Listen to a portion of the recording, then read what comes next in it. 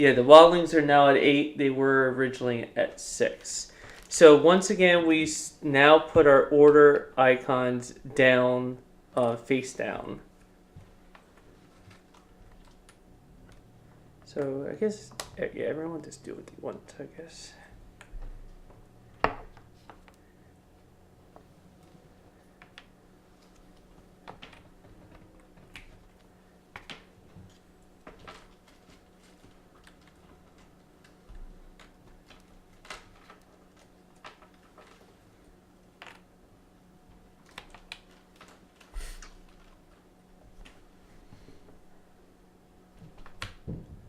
Right.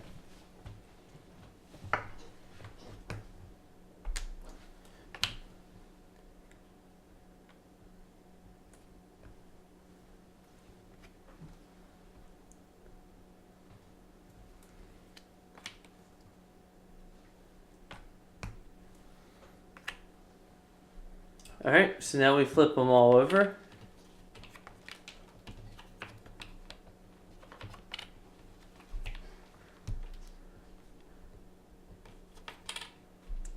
Once again, since I have the Messenger Raven, and I still have the Messenger Raven, I could look at these and change one of them, but I don't see any need to do that.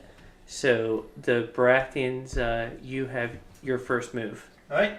I have a March +1 over here with a knight and a footman right here, making it a power of 4. And I have support from Nisa to the guys who are there with reach, and from this horse from the Crackle point. I'm not very good at math. So Chris, tell me, how much power have I mustered? Well, you're attacking with one knight, that's 2, one footman, that's 3, 4 from the +1 modifier, another 2 from the footman here, and another 2 from Crackwall Point. And this support is what makes this game different from others. Normally, these units could support any combat that happens between any players in any adjacent territory. So this way, this force can overtake a neutral token of 5. And Nick, you've now taken King's Landing. Woo! And move yourself up on the political track. Alright, so now I'm up to 3. Now, it's my turn, and that left Nick a little bit open to attack, because while support can help things around you, it doesn't help people who are actually attacking you. So I am attacking with 2 foot soldiers, and I'm supporting with 1 foot soldier plus a +1 modifier.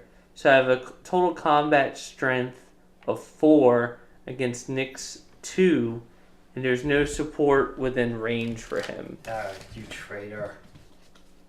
Traitor?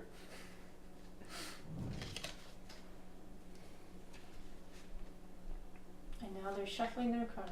So they're deciding which one to use. Oh, I got something very evil in mind.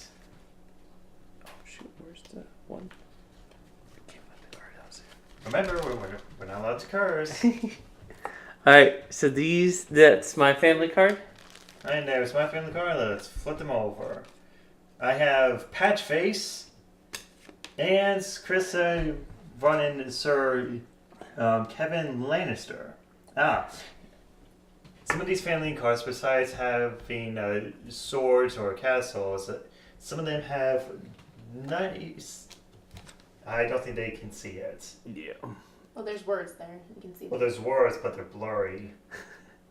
So, the text ability for Sir Kevin Lannister, if attacking all your participating footmen, including supporting Lannister footmen, have a +2 combat instead of +1. Which, for me, was obviously a great decision because I have 3 footmen participating. So, instead of attacking with just 3 from 3 footmen, they count as 6. And Nick doesn't have any chance of victory. Yeah, but just because I don't have a chance of victory does not mean I can screw with him. With Patch Face, it says here, after combat, I may look at his hand and discard one of the cards of my choice. So come on, fork them over. So to explain to everyone, every family card has a combat strength of has one card of +4, one of +3, two of +2, two of +1, and one of +0, like Patch Face. So since Nick gets to sabotage me, I'm assuming he's going to take one of my more powerful cards. Oh, yes, I am. What I took away from it was Tyrion Lannister. Yep, I took away the one redeemable character in Game of Thrones. Now, just to put more salt on the wounds, I'm going to read aloud what he does. You may immediately cancel your opponent's chosen house card and return it to his hand. He must then choose a different house card to reveal. If he has no other house cards in hand, he cannot use a house card in his combat. Boom! So yeah, that is one thing amazing about this game. Even if you lose, you can still mess up with your opponents. They win, but also lose at the same time. Sometimes they're even more damaging. So I take this territory, And the knight retreats over to Dragonstone. and Nick would actually get to choose where he retreats to. I take this territory, I go up one on the castle track, and Nick goes down one on the castle track. Once again, I'm putting a power token on Harrenhal just to show that I still hold control of the area. And Jan, I believe you have a march now. Excellent. I'm going to move. See, I have a march here. I'm going to move this guy through my boat. He's right on the boat here. To here. Okay. And that's what I'm going to do. And don't forget to put power token at Wood Harbor. And there's my power token. Nick, so do you have any... Oh, you don't have any marches left. Nope. I will go ahead and move this foot soldier from Lannisport over to Flint's Finger. And I don't need to put a consolidated power here because all home territories have a garrison of 2 which continue to stay there. So Nick, go ahead and move me up again on the victory track. Alright, now, one way of winning this game is to own 7 castles. Chris here already has 5, and it's just the second round. So yeah, I really need to step up my game. All right, Jane, your move. Okay, I'm going to use my +1. Attack him! Attack him! Attack him! Attack him! Attack him! I really can't. Yes, you can't yet. I'm going to move both these guys into this area. And then I'll put my consolidate power here. Okay. Yes, but the problem is with the power token here, it is now defenseless. Right, but I can't reach it in time. So I'm going to move this knight. I'm going to leave the foot soldier over at River Run. And I'll move this knight over to Seaguard. And go ahead and move me up on the victory track again. Oh, come on! 6, honestly, dude, come on. If you get one more castle, you win. Alright, I'm going to use my last march token.